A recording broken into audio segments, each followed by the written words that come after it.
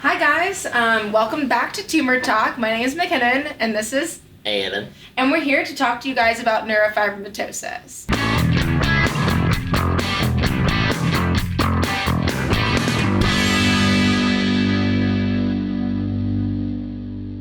One of the things with me personally not being visually affected is my friends can't understand it, or people in general, not really my friends, but like people in general, just they're like, oh well, you look fine. Yeah. What do you mean? Like you look fine. Like I would never know. And I'm like, well, that's great. Like don't get me wrong. Like good for you. Yeah. Like I'm not gonna sit there and pretend that like me not having like a tumor, like it would be very hard for me. My self-esteem, like how you've handled that, like I really admire because. Well, it's also because I've always had it.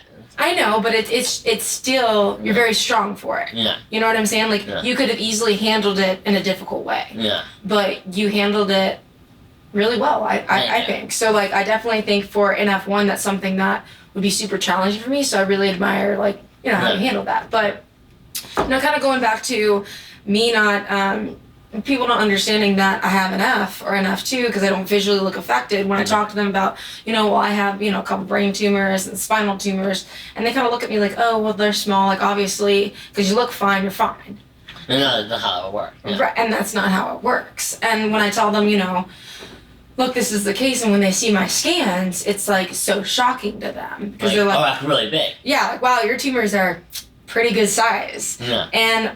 But it's, you know, I'll have like comments of people like, oh, like, well, then you're not really affected. Like I had, you know, some people that I know and they're like, well, you know, you obviously might not be really affected or have bad symptoms. And I'm like, look, like I'm facing, you know, losing my hearing. Yeah. And then tumors can grow anywhere, you know, they can just pop up new. Yeah. So who knows? Yeah, exactly. And like that's something that we deal with every single time we have MRIs. Like, are we gonna get more tumors? Yeah. You know, so I think that's the biggest challenge between like being visually affected and not visually affected. Yeah. But I definitely think with self-confidence and everything, you can get through it. Yeah.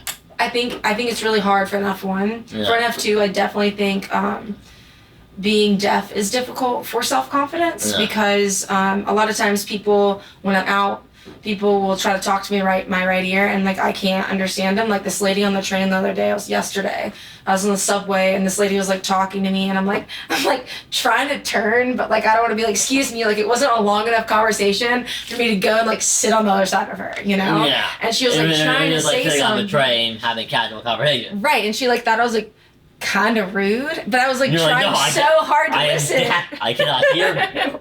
Right, so it's frustrating sometimes because if I don't correct them or let them know, people think I'm rude. Yeah. And it's like I promise I'm not. Like my boyfriend, honestly, when I first met him, he thought I was super rude because he tried to introduce himself a million times to me, and I just ignored him. Yeah. So, but once he obviously understood. You're like, oh, you're deaf then. Oh, never mind. I'll go on the other side. Right, and like all my friends are really great about it. You know, like once they're aware of it, Yeah, and they're great about it, and they're always, you know, on my left side, and it's honestly really awesome. But you know, between the visually and not visually affected, I think, you know, I think we pretty much covered, you know, just kind of all the things of visually affected and not visually affected. So make sure you guys tune in for next time on Tumor Talk.